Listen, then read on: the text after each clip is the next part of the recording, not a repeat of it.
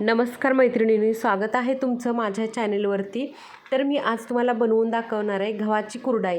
झटपट होणारी गव्हाची कुरडई कशी बनवायची हे बघा। दुप्पट तिप्पट फुलणारी गव्हाची कुरडई वर्षभर सहज टिकते। तेलाचा वापर कुठेही केलेला नाही ही कुरडई बनवताना। तर चला तर आपण व्हिडिओला सुरुवात करूया।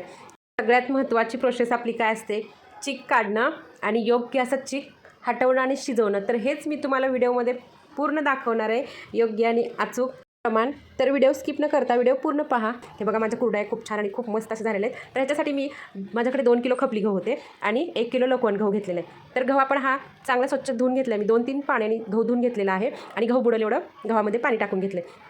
लोकवण गहू 1 किलो आणि खपली गहू 2 किलो असे मी मिक्स करून गहू स्वच्छ धुवून गहू बुडेल एवढं त्याच्यामध्ये पाणी टाकून ते गहू मी 3 दिवस भिजायला ठेवले। 3 दिवस गहू आपण भिजायला जर ठेवला तर त्याच्यामधलं रोज सकाळ आणि संध्याकाळी दोन्ही वेळ पाणी बदलायचं। दोन्ही वेळ पाणी बदलल्यानंतर गव्हाचा बिलकुल वास येत नाही। नाहीतर आपण आता उन्हाळा चालू आहे, जर एकच वेळ पाणी बदललं ना तर कधी कधी घरात वास यायला सुरुवात होते। त्याच्यासाठी 2 वेळा पाणी बदलून घ्या। आणि जर समजा लवकर चीक काढायचं असेल ना तर 1 दिवस मी बघा उन्हामध्ये ठेवले होते गहू झाकण लावून पाणी टाकून। त्याच्यामुळं तिसऱ्या दिवशी संध्याकाळी एकदम गहू टम्म फुगलेत असे।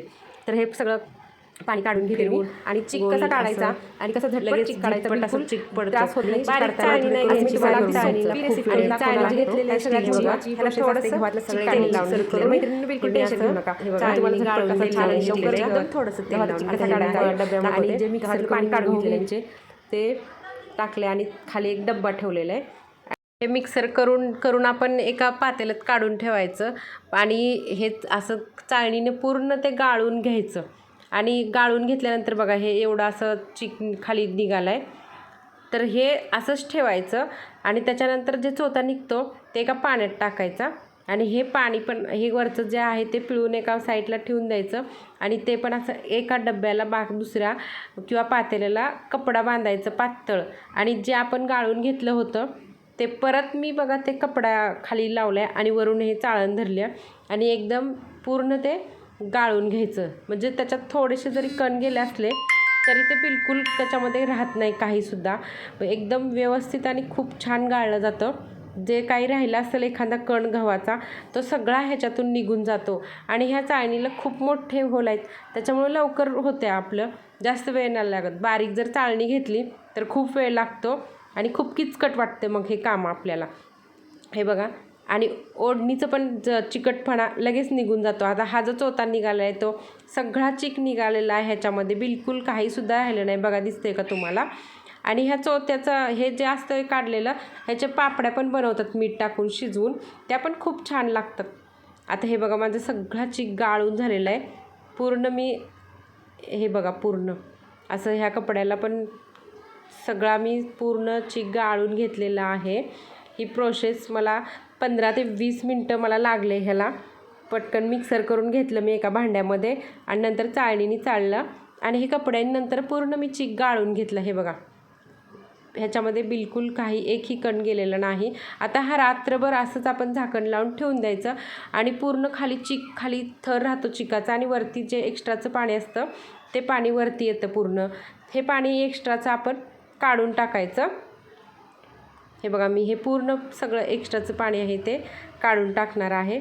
मी सगळं पाणी काढून टाकलेलं आहे एक्स्ट्राचं। आता हा चीक आहे तो एका मैत्रिणींनो या पद्धतीने तुम्ही गव्हाची कुरडई करून बघा, किती भारी तुमच्या कुरडया येत आहेत मी तुम्हाला सांगणार आहे। तर पाणी एकदम गरम झाले आणि त्याच्यामध्ये चवीप्रमाणे मीठ टाकून हे जे मी एक्स्ट्रा पाणी ठेवलं होतं ते काढून घेतलेलं आहे। आता मी हळूहळू आपण ह्याच्यामध्ये चीक टाकून घ्यायचं, हलवत राहायचं नाही तर गाठी तयार होतात जर आपण हलवलं नाही। सगळ्यात महत्त्वाची प्रोसेस चीक हटण्याची हीच आहे, गाठी न होता एकसारखा हलवत राहायचं आपण। हे बघा एकदम पांढरा शुभ्र चीक तयार झाला आहे।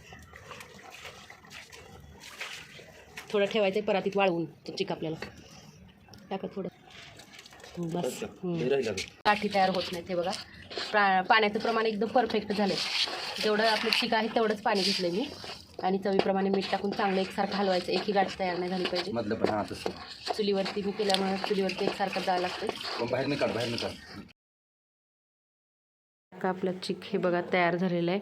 आता ह्याला छान अशी दणदणीत वाफ काढून घ्यायची आणि चिक कसा शिजला आहे हे पण गुठळी मी तुम्हाला होणार सांगते नाही. कसं ओळखायचं ते. तुमच्याकडे जर लाकडाची रवी नसेल तर तुम्ही लाटण्याने सुद्धा हाटून घेऊ शकता 15 ते किंवा 20 पळीने पण मिनिटात हाटून घेऊ आपला शकता. छान चिक शिजला जातो. हाटताना ही प्रोसेस खूप महत्त्वाची आहे. चांगलं शिजलेलं एकदम चिक. एकजीव हाताने चेक करून बघायचं. जर हाताला नाही चिकटला तर चिक शिजला आहे म्हणायचं. हे बघा पूर्ण थोडंसं हाताला पाणी घ्यायचं आणि चिक गोळी करून बघायची. बिलकुल चिटकत नाही आणि कलर पण बदलतो चिकाचा शिजल्यानंतर. आता हे प्लास्टिकचं एक कागद टाकून त्याच्यावरती कुरडया सोऱ्यात पाडून घ्यायच्या. हे छान साखळी पडली जाते. कुरडया बनवताना बिलकुल तुटत नाहीत. तर आपला चिक चांगला शिजला आहे असं समजायचं. मस्त आणि छान कुरडया पडत आहेत. आता मी हे सगळ्या कुरडया बनवून घेणार आहे. मी दाखवलेल्या पद्धतीने जर तुम्ही ही कुरडई बनवली तर बिलकुल तुमची कुरडई फसणार नाही. एकदम छान आणि मस्त योग्य असं प्रमाण मी दाखवलेलं आहे, परफेक्ट पाण्याचं आणि चिकाचं. तर ह्या पद्धतीने तुम्ही कुरडई बनवा. वर्षभर आपली ही कुरडई राहते. बिलकुल लाल पडलेल्या नाहीत ह्या बघा कुरडया. खूप छान आणि खूप मस्त अशी साखळी पडते. साखळी जर व्यवस्थित पडली की आपली कुरडई चांगली शिजलेला आहे चिक असं समजायचं. आणि कुरडया मी आता ह्या सगळ्या पाडून घेणार आहे. एका प्लॅस्टिकच्या पेपरवर हातरायचं आणि त्याच्यावरती जर तुमच्याकडं ऊन येत नसेल तर फॅनखाली पण तुम्ही ह्या कुरडया वाळवू शकता. 2 ते 3 दिवस चांगल्या कडकडीत उन्हामध्ये वाळवायच्या. वर्षभर टिकतात कुरडया. किती छान आणि खूप मस्त अशा पडलेल्या आहेत बघा कुरडया. तर गव्हाची अशा सोप्या पद्धतीने मी दाखवलेला व्हिडिओ पूर्ण पहा आणि ह्या पद्धतीने तुम्ही कुरडई बनवा. वर्षभर कुरडया टिकतात. छान आणि मस्त कुरडया झालेल्या आहेत. तळून दाखवते. तर सगळ्यात महत्त्वाची प्रोसेस आहे, तेल आपण एकदम फुल गॅसवरती गरम करून तळायचं, नाहीतर मीडियम गॅसवरती कुरडई तळून घ्यायची. खूप छान मस्त अशी फुलते बघा. दुप्पट तिप्पट फुलणारी कुरडई. पांढरी शुभ्र आणि बिलकुल लाल नाही पडलेली कुरडई. तर व्हिडिओ कसा वाटला हे मला कमेंटमध्ये सांगा. जर तुम्हाला माझा व्हिडिओ आवडला असेल तर व्हिडिओला लाईक करा. माझ्या चॅनलवरती जर तुम्ही नवीन असेल तर चॅनलला सबस्क्राईब करा. व्हिडिओ आवडल्यास शेअर करा. Thank you watching for my video.